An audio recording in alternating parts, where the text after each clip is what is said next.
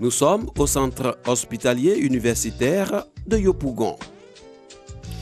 Ce vendredi 1er novembre 2019, les urgences et les services d'accueil sont vides.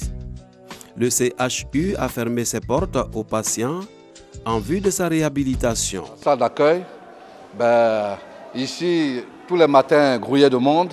On pouvait avoir 80 à 100 personnes ici. Habituellement, vous constatez que c'est vraiment la fermeture réelle. Les caisses, il n'y a personne, les caisses sont fermées. La réception, voilà, nous sommes dans le CHU, qui est totalement vide à partir d'aujourd'hui. Sur les 26 services médicaux existants, 22 ont été déjà délocalisés dans les hôpitaux et formations sanitaires dans le district d'Abidjan et à l'intérieur du pays.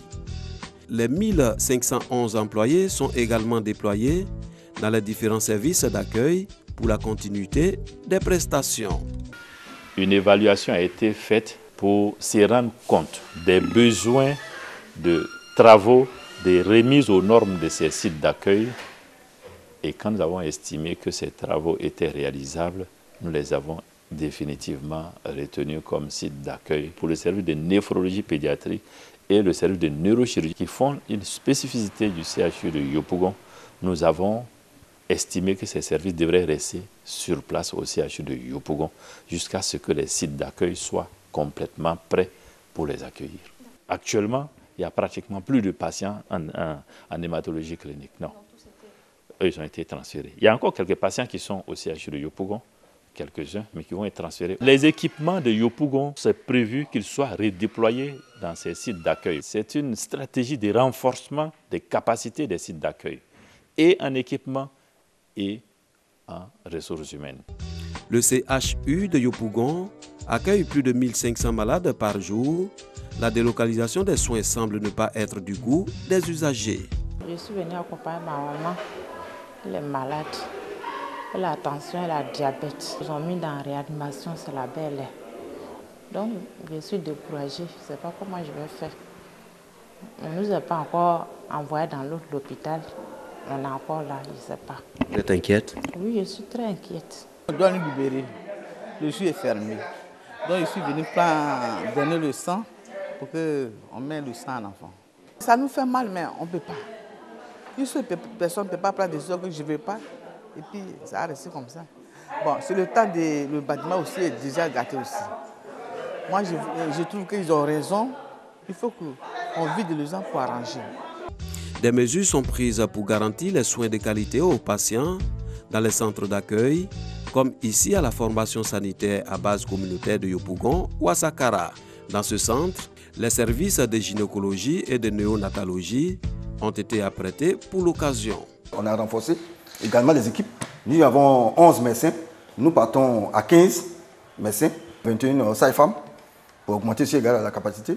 Maintenant, au niveau de la vaccination, qui était une activité aussi de l'hôpital général, puisque c'est fermé aussi également, nous avons aussi augmenté la capacité. On peut prendre 100 femmes en CPN le matin. Ici, nous sommes dans la maternité de prise en charge de grossesse à risque, qui a 4 bosses d'accouchement, 2 bosses de pré-travail. Il y a un gynécologue avec des sages-femmes qui vont l'assister. Nous sommes dans le bâtiment en bloc opératoire. Nous avons la première salle d'intervention chirurgicale. Tout est neuf, du matériel de dernière génération.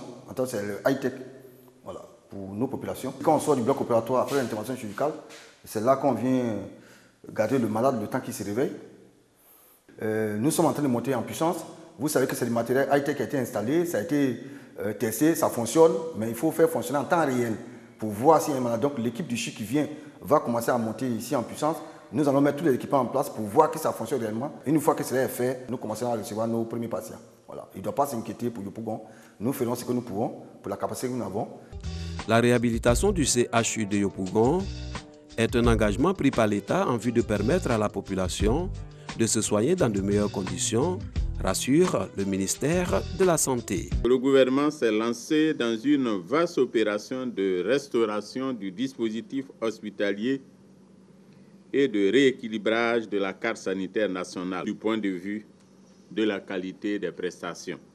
C'est donc le cas pour le CHU de Yopougon, dont la réhabilitation était en discussion depuis 2013 et qui est arrivé à présent à maturité.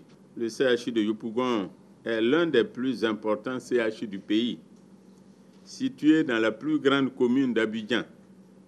L'assurance de la continuité du service, la gestion des flux dans les centres d'accueil sont autant de préoccupations qu'il faille gérer avec la plus grande attention et la plus grande efficacité. Les travaux de réhabilitation du centre hospitalier universitaire de Yopougon vont durer 3 ans pour un coût global de 40,8 milliards de francs CFA.